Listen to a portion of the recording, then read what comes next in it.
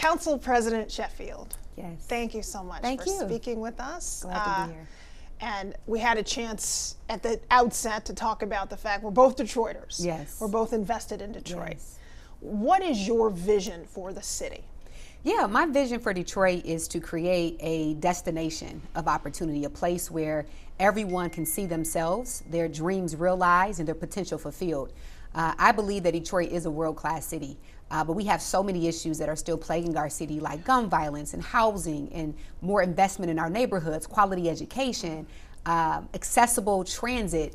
And I believe the more that we invest in those issues, the more that we elevate those issues that are important to everyday Detroiters, we will create a world-class city where everyone has the opportunity to thrive. And so my vision for Detroit is one where housing is affordable, where education is strong, where our neighborhoods are vibrant, and where mass transit is accessible, and everyone has the opportunity to thrive because of our economic opportunities that are within reach for every Detroiter.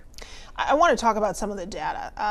Detroit has gone through a tremendous shift. Over the last 70 years, we saw 2/3 of the city's population decline. And then in 2023, for the first time since the 50s, a population growth. How exciting for all of us. But there's still a long ways to go. How do you keep us on that track and the train moving ahead, hopefully faster? Yeah, and that's why I'm honored to have been in a position the last 12 years to be a part of the leadership, working along our current mayor to ensure that we are laying the foundation for the growth that we've seen.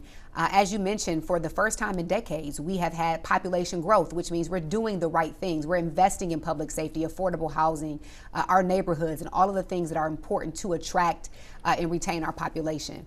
But I believe this next phase of the administration has to be focusing on how we're developing walkable, vibrant neighborhoods. Because in order for people to actually live in our city, not just work and play, but actually raise their families and see themselves living in Detroit, it starts with our neighborhoods. It starts with our educational system, ensuring that we have vibrancy within our commercial corridors and the communities in which they live. And so as someone who has already laid the foundation and paved the way for the tremendous amount of growth that we've seen today, we're going to continue to ensure that that we continue to work on those issues. Now, an interesting thing about the census data also is that 72 of those tracts, which is roughly 28% of the city, saw the increase. That leaves a vast majority of Detroit that isn't getting an influx of people. So how do you get people to invest, say, in Linwood or Davison, go over to Joy Road, where we have large swaths of vacant property, large swaths of vacant land?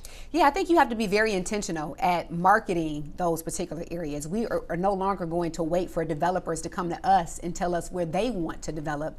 We have to market aggressively these areas that have for so long been neglected. And we do that through offering incentives, through offering different ways in which developers can come and receive incentives to develop in those particular areas. I also think it's important that we figure out ways to make it easier, foster a better business climate in our city so that entrepreneurs and small business owners, those who want to open up coffee shops and grocery stores, have an easier process working with city government to do so. And so we have a way, we're going to be working with our strategic master plan right now that's undergoing in every district to ensure that we're planning to the needs of our residents and then marketing our communities to develop those particular uses. Let's talk about some of the big business that we see, especially in downtown Detroit. According to Bloomberg, Bedrock, Dan Gilbert, the Illiches, and other very wealthy people own close to 70% of the real estate in downtown Detroit, having made those investments after we saw a collapse in 2008. Is there space for the entrepreneur, for the middle income entrepreneur who doesn't have the same kind of capital to play with the big guys? Yeah, I think it's important that we have equity, that it's a fair process, and that Detroiters, local entrepreneurs, have the access to be able to get into commercial corridors and commercial spaces that are within downtown Detroit, but also in our neighborhoods. I was very proud to be able to ensure that in the new Hudson development, that there is a certain amount of commercial space that will be set aside for Detroit-based businesses as a part of that deal. And I will be very intentional to ensure that as opportunities come, that we ensure that we are creating incentives and prioritizing those who are from Detroit, our small-based developers, our minority companies, to be able to have access to real estate, not just within downtown, but also within our neighborhoods as well. Yeah, that counts for a lot. we've also seen the median household income lag behind. Yes. Depending on the data you're looking at, it's roughly $36,000 in Detroit. The region is about $67,000 for median household income. What can be done to help Detroiters? First, obviously, have better quality education. We're going to get into that a little more. Better jobs, all of the things that can raise this up to also raise the tax base, which is very high. Our tax rate here in the city is very this is high. very important to me. I oftentimes say, Detroit rising means nothing if the people of this city are not rising with it. And as you mentioned, we have a very large poverty rate in Detroit, and childhood poverty is actually higher than that. And so we have a lot to do to ensure that people are not just surviving, but they're thriving in Detroit. And I think it goes back to directly investing in education, ensuring that we're creating a pipeline for people to get access to the jobs of today and job of tomorrow, and that we're attracting quality, livable wage jobs here in the city of Detroit, and making sure that our residents are prepared for those jobs and have the training and the skills that we're equipping them with that as much as possible. And so you will see from me a direct investment in people as much as possible, that we're creating more pathways to home ownership, which also is a way that you create generational wealth for yourself and your family, and ensuring that people have access to quality, affordable housing in Detroit, and that we're not just giving things to residents, but we're also empowering people to want to create upward mobility for themselves and their families. Yeah, let's go back to the vacant property, because that's tied into it as well, to have access to housing and access to a home. I mean, that is one way to transition into the middle class, to have some equity, own a home. We have, as we mentioned, lots of vacant property, and there's patchworks of it, about 18 square miles of 19% of it, 92% of it, less than an acre. So how do you sort of put that patchwork back together? The land bank sold like 27,000 side lots, and we need more. I mean, there's so many side lots that people could take to kind of take more ownership over their community. So how do you see all of that fitting together to fill in the city? Yeah, I mean, I think right now what's important is that we are undergoing, for the first time in over 11 years, a strategic land use plan, where we're actually working with organizations, neighbors, and residents throughout this entire city to plan what we want to see in these areas of our city. And once we have a strategic master plan of what is the best use of all of our properties and our land, then we begin to plan and to market accordingly to what neighbors and residents and our stakeholders want within those communities. And so I think it's going to be coupled with that, and also ensuring that we are marketing aggressively and offering incentives to come into these areas that have oftentimes been neglected and overlooked. And then, of course, we have to continue to drive population growth, because we know that Detroit was originally built and we had a population of 2 million people in our city. Now we're down to a little, roughly 700,000 people. And so we have a lot of vacant land. And we have limited resources, right? And so we have to continue to drive growing our population to get more residents back here in the city of Detroit as well. Yeah, that's legitimate. And the other half of that is that many people are renting in the city. Yeah. We've seen rent increase, which is both good and bad. I mean, it means that some people, like families, like this poor family that had children die as a result of not being able to get access to housing, despite reaching out to the city. At the same time, though, increasing rent prices means that the city is coming back. Yeah. It is also a sign of revitalization, which is wonderful, but we don't want Detroiters left behind and displaced. So looking at a city that's half rental, how do you get more people into quality homes? And what do you think the strategy is? Should we have more people owning homes in this city? Well, Detroit once was a place of home ownership. It was a city of home ownership. And I do believe that getting back to that will do Detroit justice. I think that when you see neighborhoods and blocks that are full of homeowners, there's much pride in those communities. And so our mission, our goal as the next mayor will be to transition as many people who want to be homeowners to become homeowners. We're going to restructure the housing department to create an office of housing rights and home ownership, where we're focusing on how we transition those who are tenants and renters into homeowners. We launched the city's first ever down payment assistance program, which has created 700 100 new homeowners in Detroit, and we have to continue those programs and ensure that more people get access to that down payment assistance to become homeowners in Detroit. But we also have to protect our renters. We have a vast majority of those who are tenants in Detroit who are oftentimes looking for support, whether it's rent control or empowering them as tenants to know their rights, to ensure that they are living in dignified housing. And I plan to do that as well through our Office of Eviction Defense as well. We've also seen some areas that don't look so great, where the metrics aren't wonderful. Between 2012 and 2022, middle-class households actually fell in the city. What is that attributable to? How do you turn that trend around? Yeah, I think just in general, what I hear from the middle class is that oftentimes there's no support, there's no programs, there's no assistance. It's usually those who are very, very low income that have the access to the programs. And it's often called the missing middle, where there's no access to programs or resources. And so we've been very intentional about trying to open the eligibility to create more programs that will attract and support the needs of our middle class, whether it's property tax reform, neighborhood enterprise zones that will cap and reduce property taxes for middle income families. We have to be very intentional at ensuring that we're providing more support. I would love to see, for example, our home repair grant program that has traditionally helped very low income residents and seniors in Detroit be expanded to help those who may make a little bit above that income but has still been in Detroit for 30, 40 years. And so we have to be intentional of making sure that we're investing in our middle class and creating more programs that support their needs as well. Let's talk about crime. You've mentioned it. Of course, Mayor Duggan has mentioned it. We saw a 50-year low. We've continued to see year over year the trends move the other direction down. So that's all really wonderful. We saw, and this is data from literally today, non-fatal shootings have dropped nearly 30% year over year, from 390 in 2024 to 274 so far in 2025. We also saw carjackings fall similarly, down from 61 to 43. Homicides are down 16% roughly. And yet we are still seeing way too many deaths. I think we had more than 100 homicides here in the city of Detroit year to date. What can we do about it? Yeah, I think, again, I'm very proud of the progress that we've made, but every time we turn on the television and we see, especially our young people, I think it was 27 young children in our city who have been shot this summer with the surge in youth violence. I mean, none of us can be proud. We have much more work to do. And so I think it's a couple of things. One, we are going to open within the first 100 days an Office of Gun Violence Prevention, which really addresses gun violence as a public health crisis.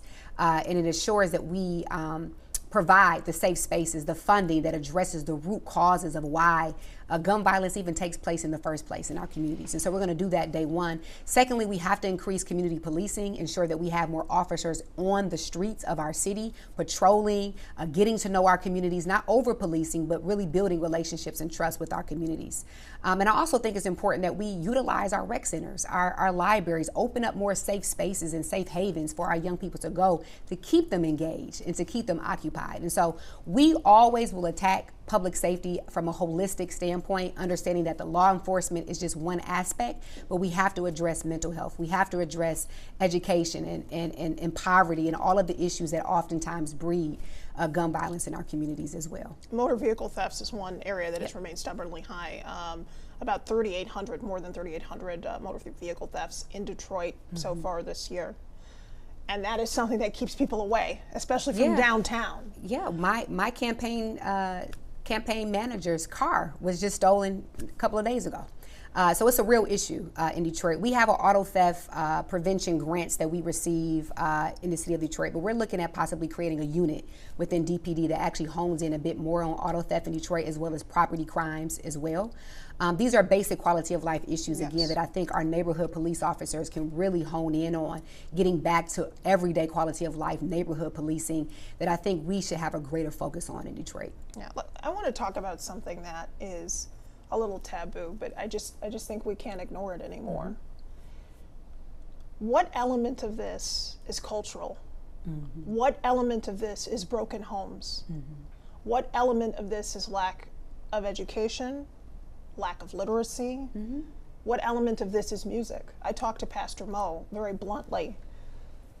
Some music that has millions of views on YouTube that we know our young people are listening to that's saying, I'm going to murk you. Yeah, yeah. I'm going to come kill you. And we hear it blaring in the streets. Yeah. Yeah.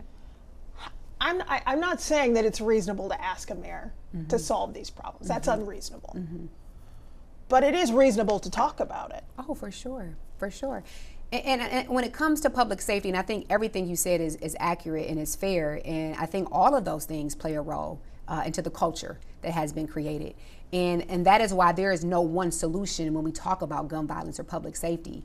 And it's not just an elected officials issue. It is all of our responsibility. Parents, clergy, the corporate sector, to come together to ensure that our young people in this city is safe. And so, again, I will always address public safety from a holistic standpoint, understanding that it is poverty, it's education, it's access to opportunity and jobs. There's a myriad of things that are causing the gun violence that we're seeing in our community. Conflict resolution, we always talk about it. I mean, some of these things that I see when I read or hear stories of what has taken place is because people just don't even know how to resolve conflict anymore without picking up a gun. And so these are basic skills and training and life skills that I think we have to get back to instilling in our young people so that they understand that they do not have to resort to a life of violence. Is there anything that you can do from a cultural element? Is there a cultural standard you can set about family?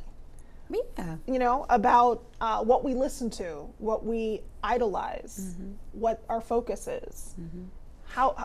What role do you feel I think you can play? my role is to educate, is to educate, to at least start to have these conversations. I mean, we talked about, for example, the curfew that we just increased the fines around. And because of that curfew, we had a whole conversation about parental responsibility.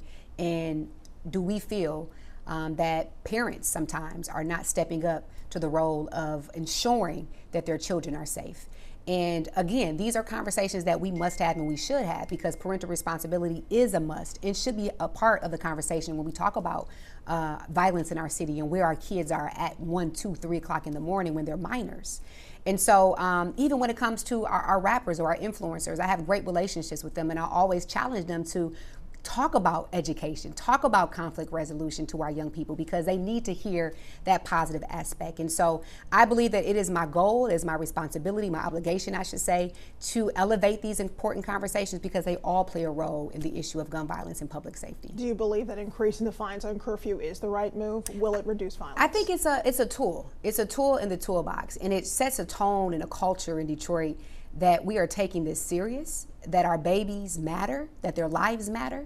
And for 40, 50 years, we've never increased the fines and the penalties. And again, what we did in that ordinance is we decriminalized it, actually. We removed jail time and we added the possibility to get parental course training and responsibility training to ensure that our young people and their parents have access to resources. So I think it's a tool in the toolbox, because we have to change the culture in Detroit, that it is not normal for young people to be in their home and scared that a bullet will come through their home and kill them, right? So these are things that we have to work on changing the culture. I don't think it's a one-in solution. It won't change everything, but it will at least change the culture and the tone. In terms of the ordinance, the word responsibility is in there. Yeah. Are we moving towards a nanny state? I think what we're doing is we're trying to ensure that we are holding parents responsible for where their kids are at 2, 3, 4 o'clock in the morning when they're minors. Again, what we did is we decriminalized it. So if a parent is held responsible, they now have the ability to go to the 36th District Court and get access to resources and help. A course, a training program that will help them in that situation. And so again, for us, it's about providing as much resources and support to both families and children as possible. Let's talk about education. Of course, the mayor doesn't run DPSCD, but as we know, the root of all, you could argue, is education and family. Oh, yes. If you can't read, what kind of hopes can you have in life?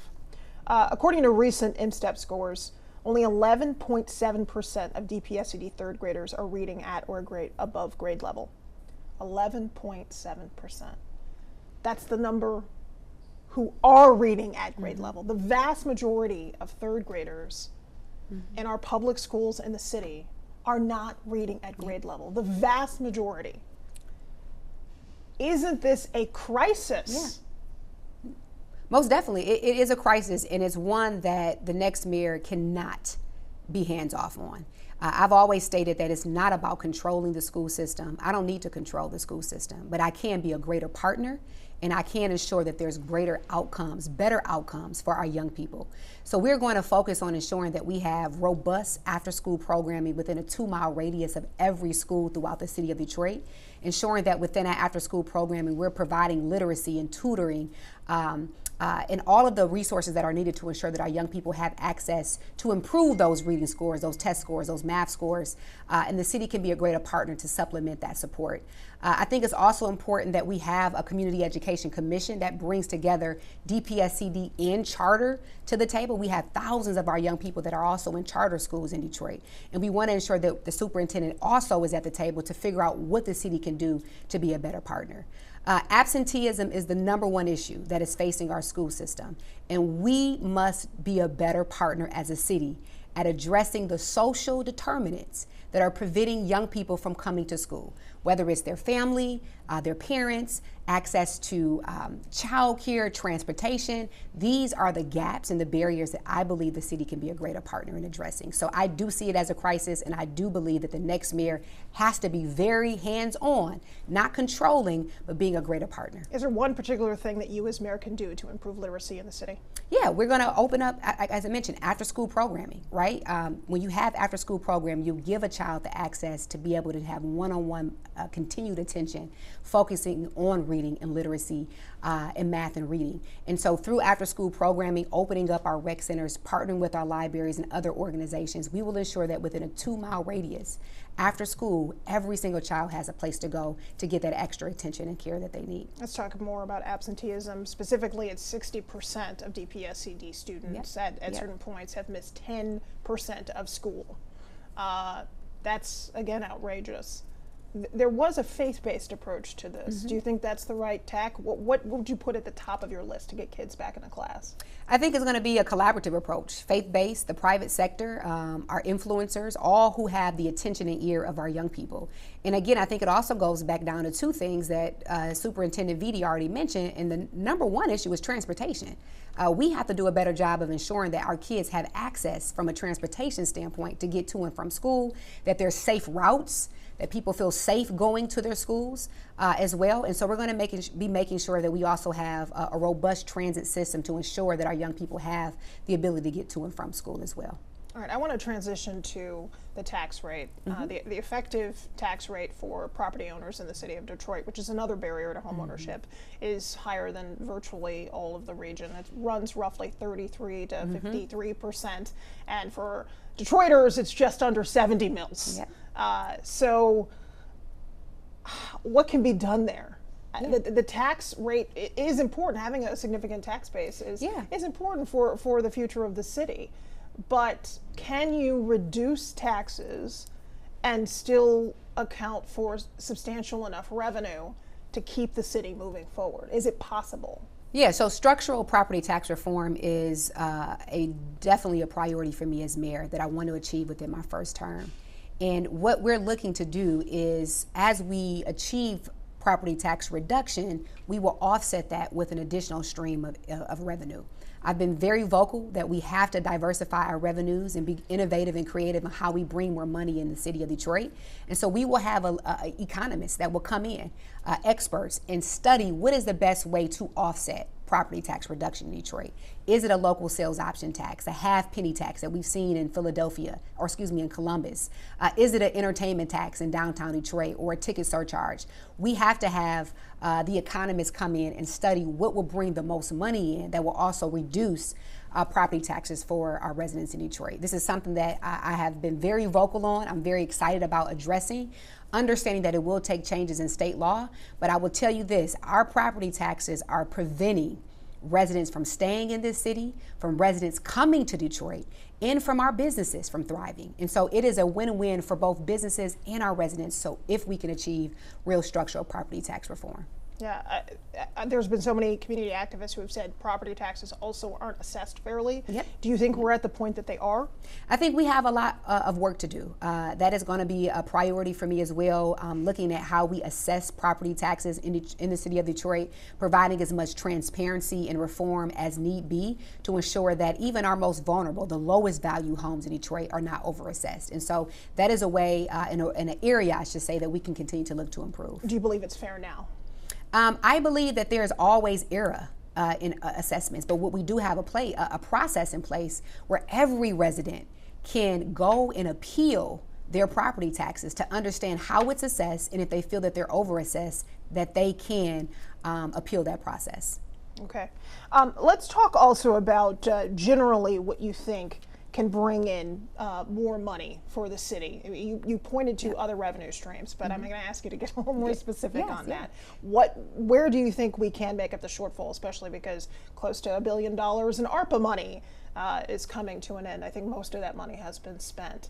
And one of the examples is CVI. We'll get to that in a second, but there are many programs that have seen tremendous results as a result of that ARPA money, and it's drying up. So how do you fill the gap immediately? We could be looking at a crisis.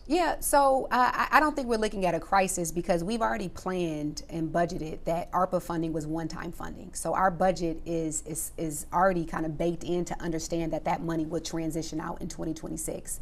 I do agree that there are programs that ARPA has funded that if we don't find additional funding for, we will have to figure out how we compensate, whether it's through our general fund or elsewhere. What we will do within that first 100 days, we will have someone come in. There will be a designated position in the mayor's office. Their sole job is to figure out how we diversify our revenue and grow our population. We've studied Columbus and other cities that have a half penny tax, for example, that have generated millions, hundreds of millions of dollars for their city as options. We have to look at which will bring the most revenue into Detroit, but will also have the least amount of impact on the residents in our city.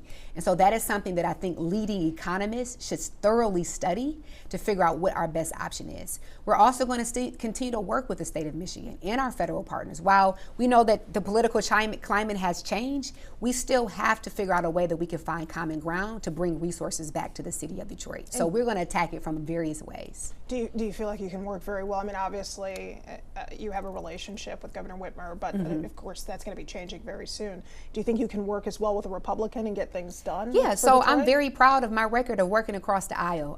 What we now have in place now is the inclusionary housing ordinance, which has created $1 billion in investment in affordable housing.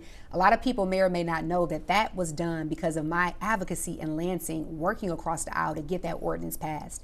And so for me, it's about common ground, common issues that we can agree upon, working with whomever to ensure that we have adequate resources here in Detroit.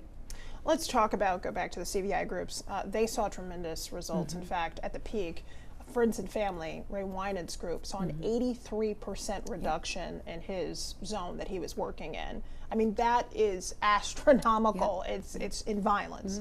And I just spoke to the city of Detroit yesterday about generally how CVI is doing, and we just ended the quarter, so they're compiling, but they also see that the trends continuing to, continuing to be positive in the reduction in crime, which again bolsters this notion that it's more than policing. Exactly.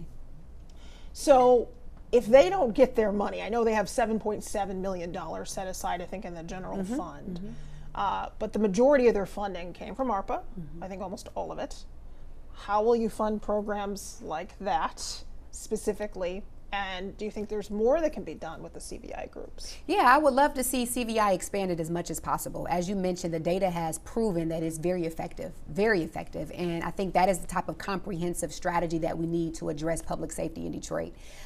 There's currently a public safety bill in Lansing right now that will give us the funding that we need to ensure that this program continues. And so I have been advocating, I have been pushing that we get our state legislators to approve that package. And as mayor, I will do the same. I will use the bully pulpit to ensure that we're advocating for that package to be approved. If not, it is my commitment to ensure that even utilizing our general fund, that we continue to fund our community violence intervention groups. We will also look for grant funding and other additional additional state funding to ensure that those particular programs continue. But I want to go back to the importance of us diversifying our revenue in general. If we can find a way to bring in entertainment money from the downtown Detroit area that can fund our infrastructure, our transit, our programs like CVI, I think that is a long-term solution that would better affect the residents in Detroit. Yeah, one debate that's been reignited is the downtown versus the neighborhoods debate, which isn't unique to Detroit. Really, every urban center has this debate. The data is roughly, since 2010, we've seen about $7 billion in investment in downtown. Was that right? Should we have put more investment into our neighborhoods? Do you feel like the neighborhoods have been neglected to some extent? I mean, I think if anyone goes and takes any time to drive through some of our neighborhoods, we definitely can all agree that our neighborhoods need some support. They need some more love. They need investment. And I do believe that we need a strong downtown and midtown to be a world-class city, without a doubt. But in order for us to really sustain and to grow, we have to have our neighborhoods thriving. And so my focus as city council president, and while I've served on council, has always been to continue to keep our neighborhoods at the center of every conversation. So as development came in downtown and midtown, I always tried to steer money and investment back into our neighborhoods. And I will do the same as mayor.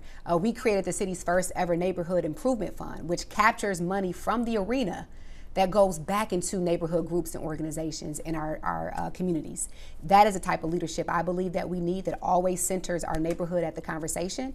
But this next administration has to be very, very intentional at ensuring now that the growth that we see spreads deeper into our neighborhoods. You have said that tax abatement is one strategy to continue to draw definitely. investment. Most definitely. How much is too much tax abatement for these billionaires? Yeah, I think for me, when we start talking about neighborhood development, I see that more as local entrepreneurs. I see that more as Detroit-based developers, small businesses who want to redevelop our communities, whether it's coffee shops or restaurants or grocery stores.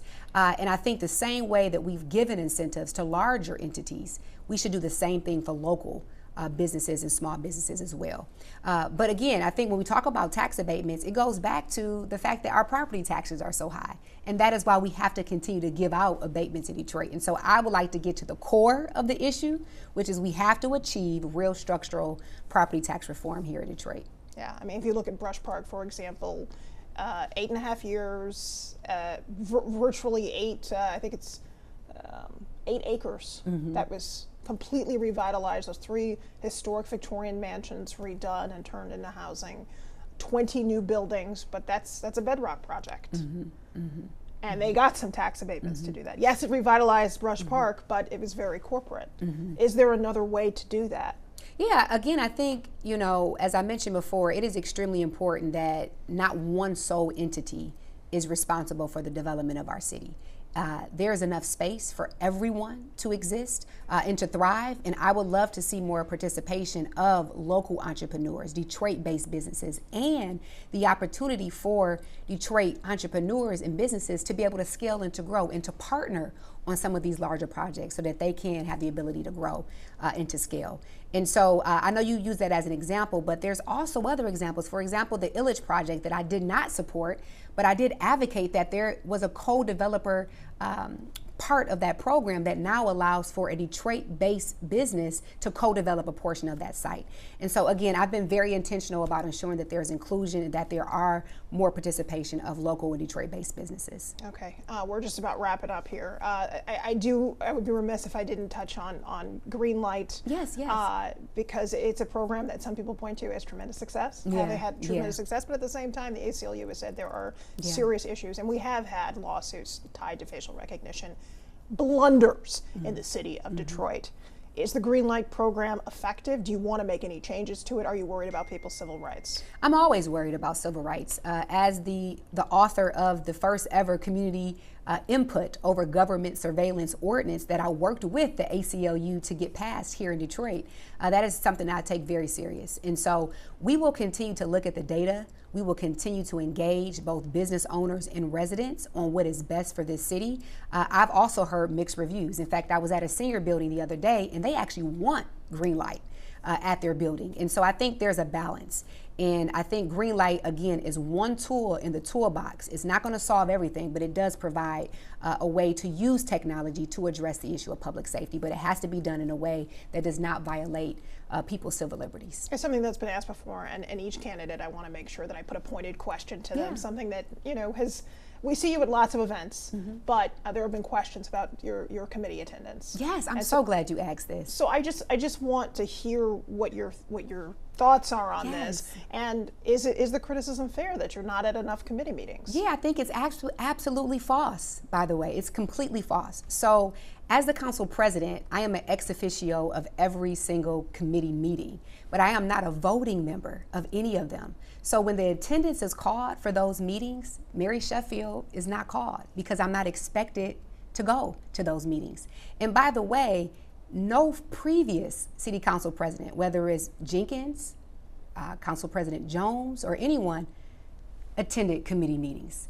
We've checked and looked the record because I am not responsible or expected to attend those. The only meeting that I'm expected to attend is the one that I chair on formal sessions on Tuesday. And so it's completely false.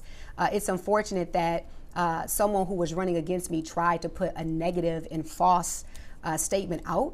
Detroiters know that I've always shown up for them, and I will continue to show up for the residents here in Detroit. My final question is there anything else that you think is really being missed in the discussion about the next mayor? Just that, you know, we've made tremendous progress in Detroit, and I do think that at this pivotal moment, it is so important that we have someone who understands city government, that has experience, that has a record of delivering for the city, building coalitions and partnerships, so that day one, our next leader is ready to move our city forward in a positive direction. And so I am someone who brings all of that, not just showing up in this moment talking about what's wrong and what we're going to do, but who has tried to fix the problems of our city and also has a record of getting things done. So I think that's very important. Okay, Council President Sheffield. Thank you. Thank you so much. You as well. We really Thank you. appreciate your time. You too.